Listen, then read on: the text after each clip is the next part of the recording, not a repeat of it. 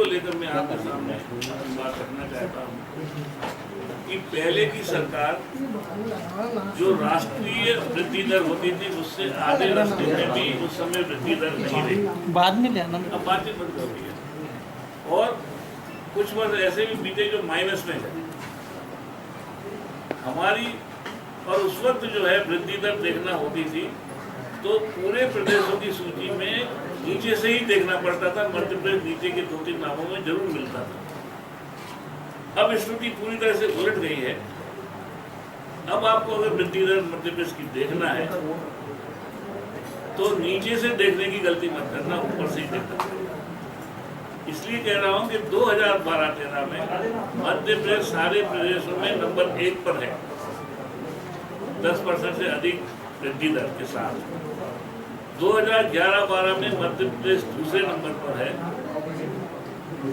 11.89% की वृद्धि दर और बिहार से थोड़ा सा पीछे। और ये 2 साल का मामला नहीं है, 5 वर्ष की जो औसत निकाली गई है उसमें भी मध्य प्रदेश की औसत जो है 10.2% आई है, जबकि राष्ट्रीय औसत 6 से कम है। हम करीब 2.25 गुना इन 5 सालों में लगातार रहे हैं। ये वृद्धि दर का इतिहास अपने आप में कह रहा है कि अब मध्य प्रदेश कहाँ से कहाँ पहुँच गया। बिल्कुल बॉटम में था, नीचे में था, अब शिखर पे आ गया है। ये हमारी वृद्धि दर है और ये फिगर्स मध्य प्रदेश सरकार के नहीं है, ये केंद्र सरकार के सांख्यिकी विभाग के अधिकृत आंकड़े हैं जिसके आधार पर मैंने आपसे बात की। इसके साथ साथ हम कृषि विकास दर भी जोड़ सकते हैं कि कृषि विकास दर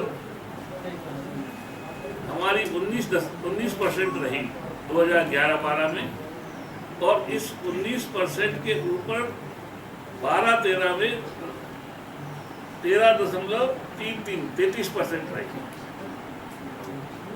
बड़ी हुई पे भी फिर बड़ी और।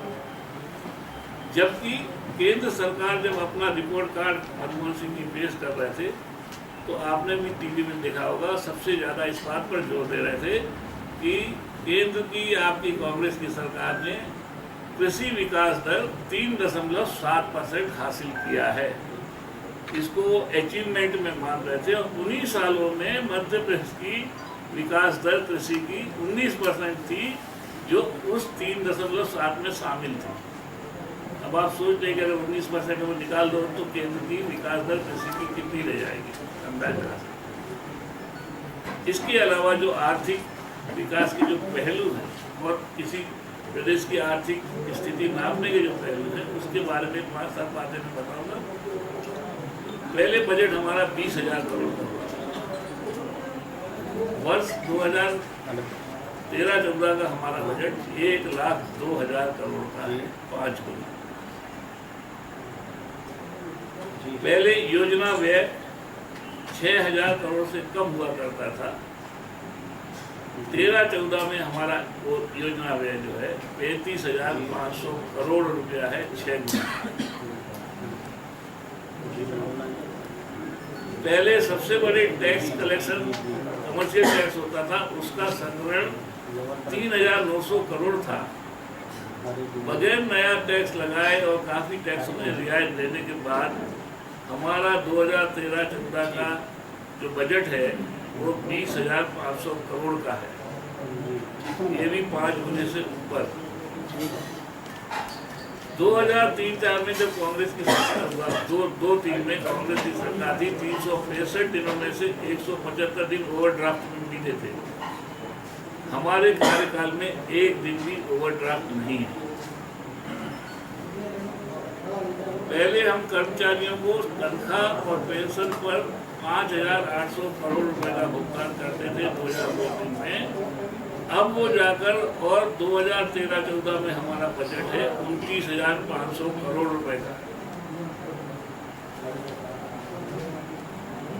और भौतिक उपलब्धि की मैं चर्चा नहीं करूँगा, वो लंबी बात हो जाएगी।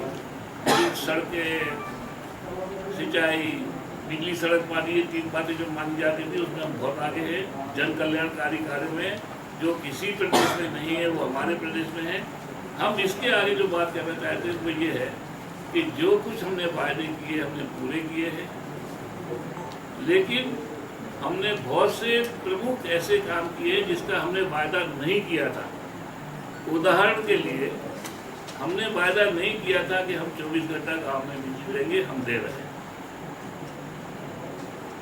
1% 1 रुपया किलो में गरीबों को, बीपीएल वालों को गेहूं उपलब्ध कराना, 0% ब्याज पर किसानों को कर्जा देना,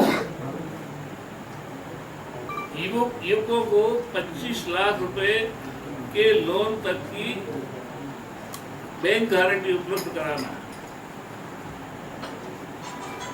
सरकारी अस्पताल में जाने वाले हर मरीज को निःशुल्क दवा का वितरण कराना,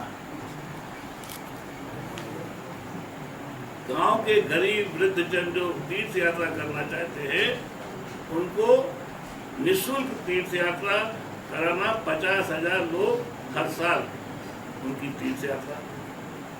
ये मैंने कुछ बड़े बड़े काम गिनाए हैं। और गांव की हर गली में सीसी रोड करवाना पंच परमेश्वर योजना के अंतर्गत, और हर गांव को 12 सड़क से जोड़ना। ये इतने बड़े बड़े काम हैं जिसके हमने वायदे नहीं किए थे, इसके बाद भी हमने पूरे किए हैं। ये संक्षेप में मैंने भारतीय जनता पार्टी की सरकार का रिपोर्ट कार्ड आर्थिक विषयों पर आपके सामने रखा है।